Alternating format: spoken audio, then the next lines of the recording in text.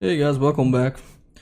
In today's video we're going to be discussing some endgames, and more specifically endgames where the winning side has managed to activate his king right on the kind of correct timing, and he did it better than his opponent and this led to his final victory. I chose a couple of exemplary games for you guys, one of them of Magnus Carlsen, one of them from my own practice, and one of them, which is the first one I want to start with, this is also the position you see in front of you, is a game that I remember seeing as a child in some seminar that was being held at the Federation. The Israeli Federation organized it, and I participated in it. And this same seminar was talking about some very typical endgames. And this is one of the examples in that seminar, and it really made a huge impact on me of how can you take very small advantages, or sometimes even almost invisible type of advantages, and transform them into a victory. In the position that you see in front of you, the position is almost perfectly symmetrical, and black is doing just a tiny bit better in this position because of some very small factors that seems to be kind of insignificant at the moment. One of them is the fact that his queen is slightly more centralized than the white queen. He obviously controls the open file, and you see this king on g7 might be in an endgame slightly quicker to reach the middle of the board in case there are lots of trades. And as insignificant as all of those advantages might seem, slowly but surely black manages to actually squeeze this position into a victory. Black was a very prominent grandmaster, Evgeny Nair. He's actually still alive, still an active player, rated about 2600. So it's white to move. So basically his opponent was also a very kind of decent grandmaster. He played the correct move, queen d4, trying to activate his own queen and exchange black's very well centralized queen. So black doesn't want to trade on d4 by himself, because this would help white to centralize his own knight. So knight c6 was played, correct decision, exchanging in his own terms, because now the black knight is actually taking a nice position in the middle of the board, eyeballing the square on d3. Now black is threatening to invade on the second rank with the move rook c2, so the move rook a to c1 is very normal. Please pay attention to the fact that at any given moment black can play this move knight d3, which seems very attractive, but it probably should be played in the correct kind of timing, because if you do this immediately, white might consider just exchanging off the rooks on c8, and after black recaptures, white just goes rook d1, attacks the knight on d3, and as soon as this knight moves, white might invade on c7 on his own, so maybe that's not the best.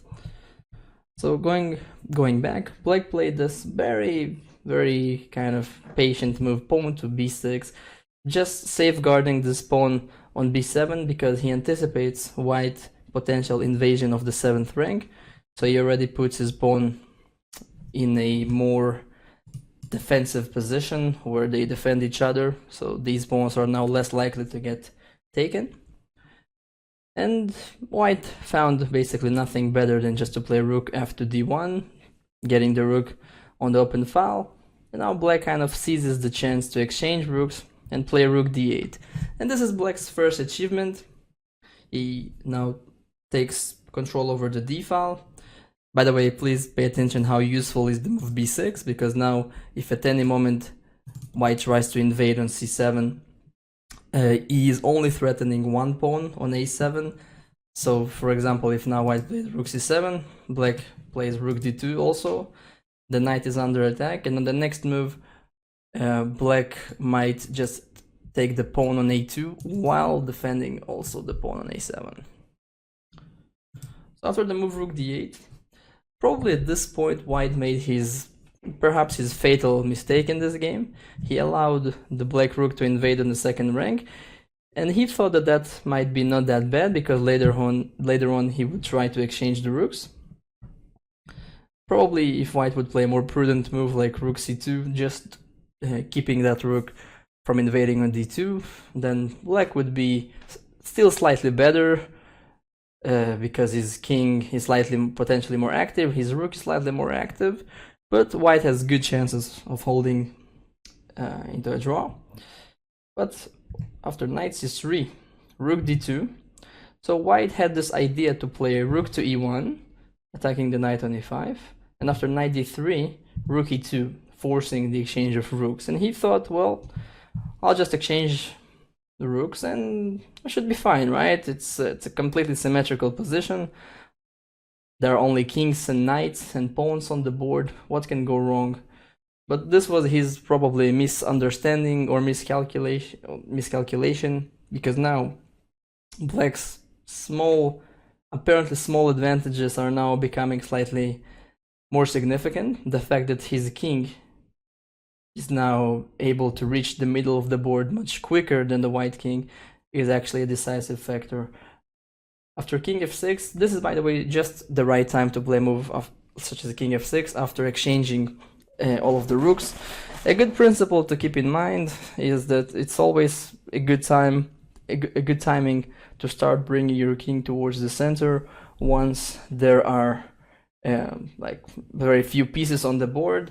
But if you want to have some kind of a guiding principle, it is not always true, but some studies and some statistics suggest that it's usually safe to bring the king into the center once there are less than about 14 or 13 approximately points of value of both sides. So for example, if you have if your opponent has two rooks and a knight, like we've seen in the beginning position, so it means he has about 13 points of value. It means that it may be safe to bring your king into the center, but perhaps a little bit early. So after exchanging both of the rooks, now it's completely safe. So after king f6, knight c3, you see the black king has nothing that basically can stop him from just invading with his king on d4. Eventually he might go all the way and take those queenside pawns on b3 and a2. And white really didn't manage to pull up too much resistance. You see, for his king is much more difficult to reach the middle of the board, as he cannot go to f2, and if he ever plays the move king e2, like he did eventually, then there is this little tactic with knight f4 check. So after a6, not allowing the white knight to invade on b5, king e2, knight f4 check, king d2, knight takes g2. Black went on to win this endgame. He already has a pawn up, his king is very active, those pawns on f3 and h2 are badly weakened, and it should be fairly easy from this moment. So this was the first example. You see black really taking those very small advantages and slowly converting them into a very convincing victory, thanks to his more active king, and the king which was kind of closer to the middle of the board, or you can say his king position was easier to activate. Second example, I think in some ways I got inspired by this game. So this position you see in front of you, let me actually try to flip the board. Maybe it would be more convenient to see it this way.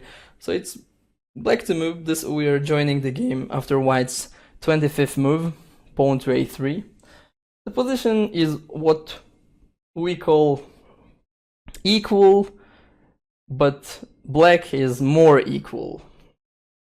What does this mean is that objectively the position is equal, but one side has the slightly more pleasant game, or maybe slightly more easy game, slightly more there are basically, he has some chances while the opponent doesn't have chances, even though objectively the position is about even.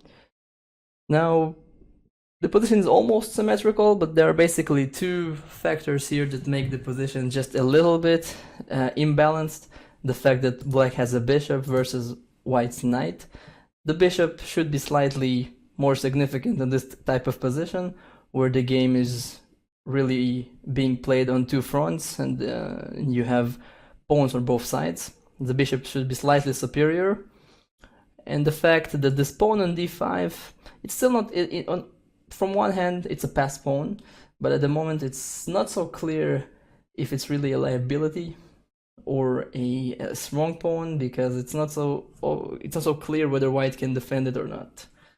So I also thought that very likely this endgame would be drawn, but you know, I tried to push as much as I could. So I started with the move king f7.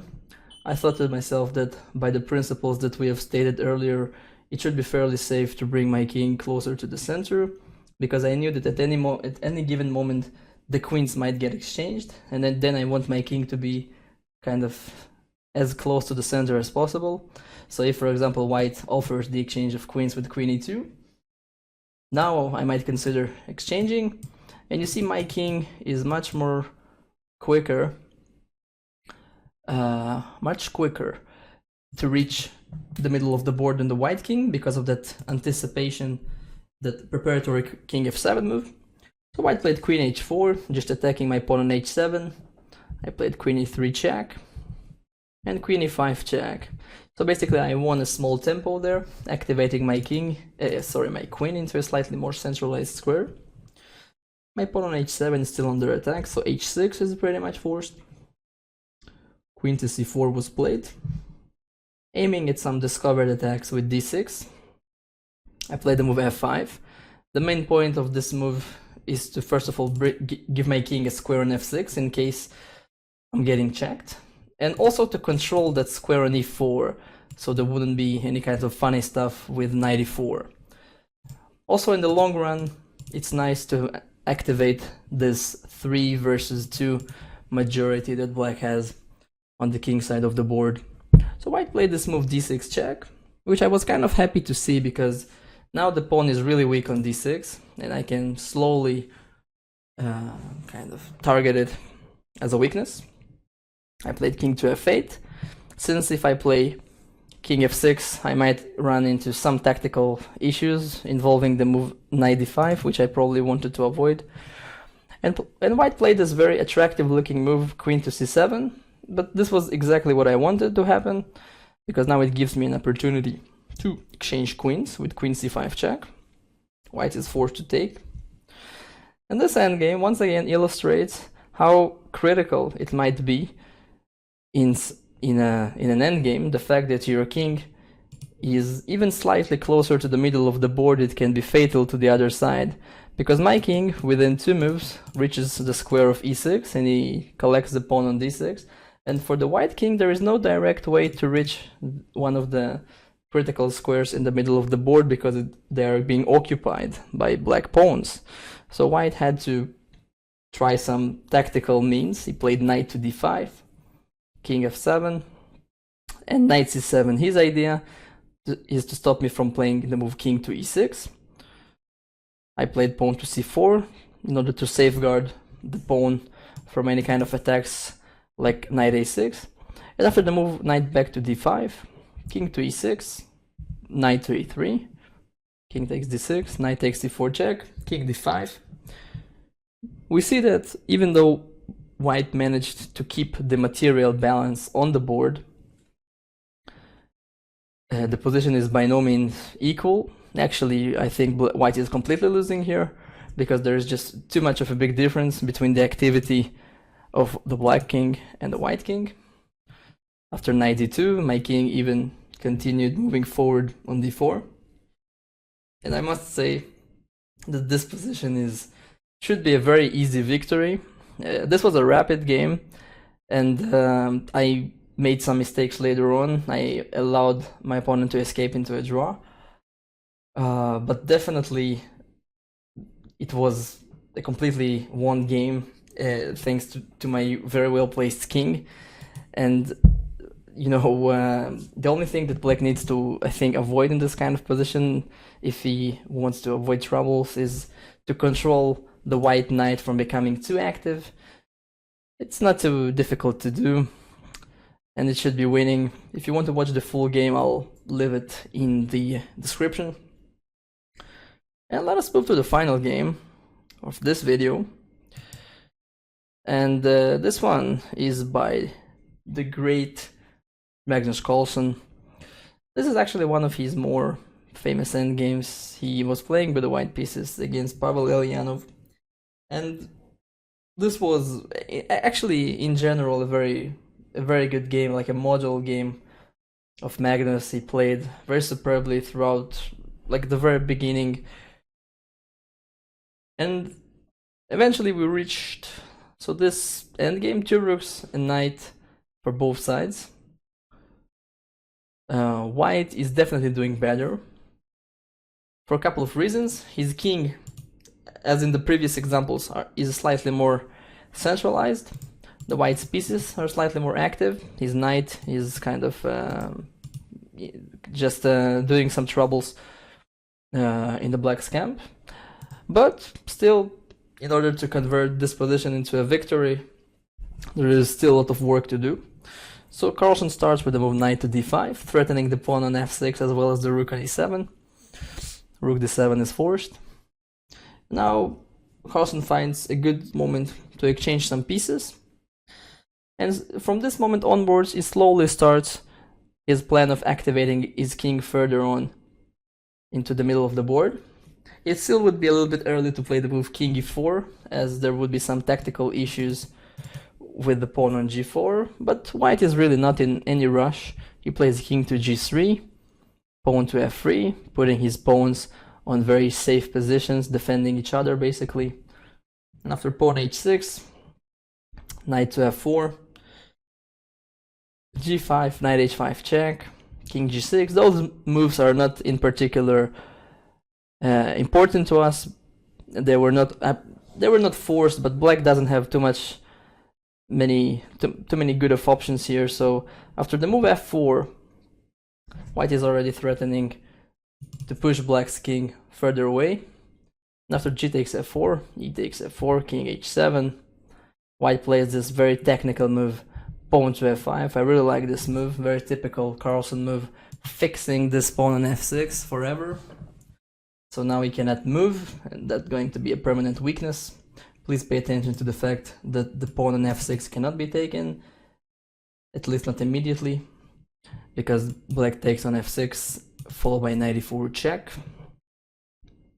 So f5, king to g8, and in this position Carlsen managed to completely make black's pieces passive and insignificant in the game.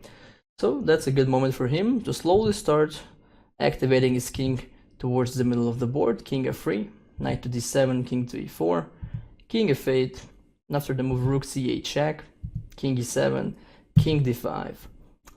Now we see once again this already familiar story by now. The difference between the activity of both kings is fatal. In this case, let me show you already the game until the end. Pawn to b5, rook to h8. You see that not only the white king is very active, black's position is full of weaknesses that white can try to exploit, which it does.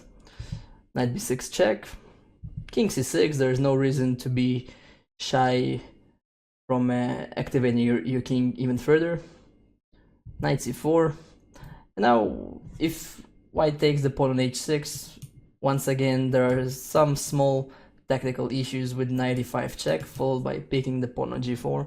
So Carlsen played a more tenacious move with rook a8, knight e5 check, king c5. He wants to take the pawn on a7 rather than the pawn on h6, because then his a pawn will become a pass pawn, which will be difficult to be dealt with. And after knight d7 check, king takes b5, king d6, rook takes a7. Already white has 2 pawns up.